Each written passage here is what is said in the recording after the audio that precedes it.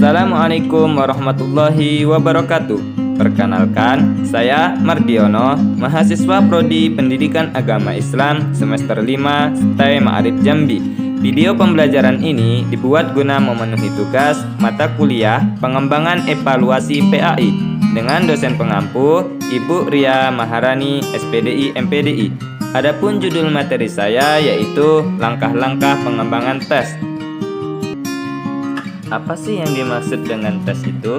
Tes adalah kekumpulan pertanyaan yang diberikan kepada siswa dalam beberapa bentuk seperti lisan yang biasa disebut tes lisan atau tulis yang biasa dalam bentuk tulisan dan dalam bentuk perbuatan. Jadi dapat disimpulkan bahwa tes adalah suatu alat yang digunakan untuk mengumpulkan informasi guna mengetahui, menilai, dan mengukur hasil belajar peserta didik.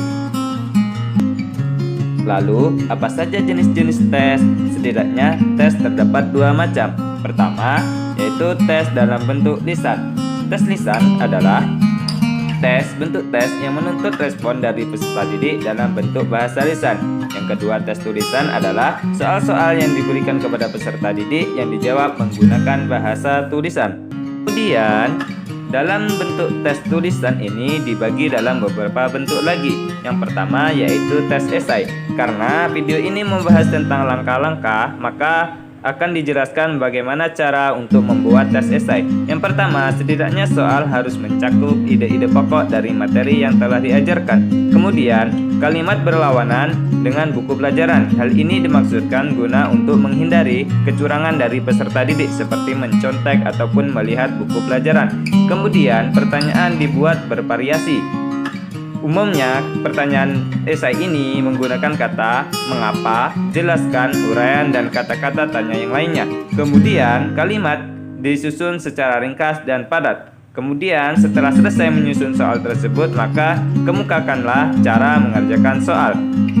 Adapun yang kedua, bentuk tes tulisan yaitu tulisan pilihan ganda, yang mana cara menyusunnya yaitu pernyataan dan jawaban harus terdapat kesesuaian. Artinya, jika pertanyaannya A, maka harus jawabannya B.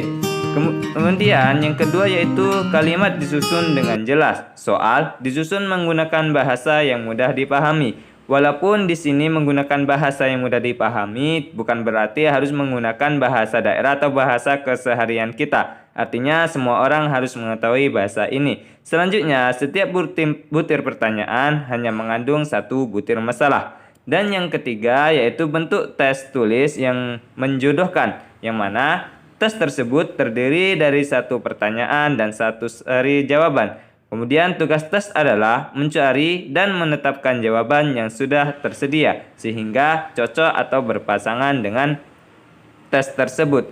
Sebenarnya masih ada tes yang lain dalam bentuk tulisan, tapi dalam video ini setidaknya ada 3 pembahasan, yaitu yang pertama tadi tes tulisan yang berbentuk esai, dan yang kedua yaitu yang berbentuk pilihan ganda, dan yang ketiga yaitu berbentuk menjodohkan.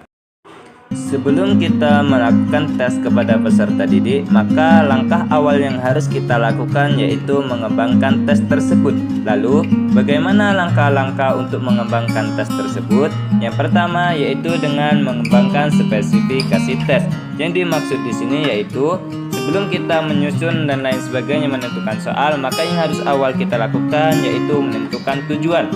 Untuk apa sih tujuan dibuatnya soal ini? Yang jelas untuk mengukur kemampuan siswa. Kemudian setelah itu kita menyusun kisi-kisi soal. Setelah selesai menyusun kisi-kisi soal, maka yang harus kita lakukan yaitu memilih tipe soal. Inilah yang dimaksud dengan esai, pilihan ganda, dan soal-soal lainnya. Kemudian menentukan tingkat kesukaran soal. Biasanya diukur sesuai dengan kemampuan peserta didik. Kemudian merencanakan banyaknya soal dan merencanakan penerbitan soal. Setelah merencanakan penerbitan soal, maka dilakukanlah penulisan soal. Setelah siap soal selesai ditulis, maka siap diujikan kepada siswa. Kemudian setelah diujikan kepada siswa, maka dilakukan sebuah evaluasi, yaitu pengolahan hasil uji coba pengetahuan siswa tersebut. Kemudian yang terakhir yaitu mengadministrasi. Sekian video kali ini. Terima kasih. Semoga bermanfaat dan sampai ketemu di video-video selanjutnya. Wassalamualaikum warahmatullahi wabarakatuh.